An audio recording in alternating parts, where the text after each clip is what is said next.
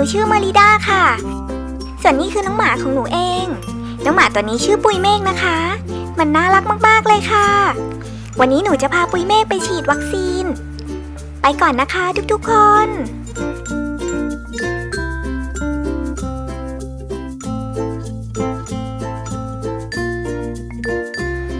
สวัสดีค่ะหนูชื่อเอลซ่านะคะหมาของหนูชื่อเยลโล่ค่ะวันนี้เยลโล่มีอาการไม่สบายและกินอาหารน้อยมากตอนนี้หนูกำลังพาเยลโล่ไปหาคุณหมอค่ะขอตัวก่อนนะคะทุกคน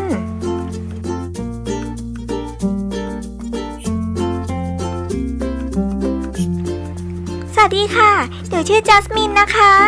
นี่คือน้องหมาของหนูมันชื่อบราวนี่ค่ะหนูรักมันมากๆเลยนะคะวันนี้หนูจะพาบราวนี่ไปตัดขนค่ะจองคิวกับร้านประจำไว้ตั้งแต่เช้าแล้วไปก่อนนะคะทุกๆคน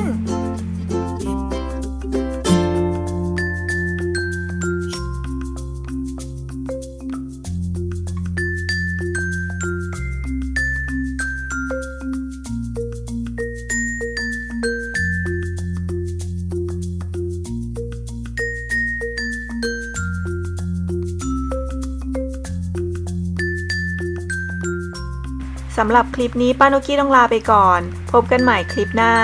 อย่าลืมกดติดตามกดไลค์กดแชร์และคอมเมนต์เพื่อเป็นกำลังใจให้ป้าด้วยนะคะขอบคุณมากค่ะ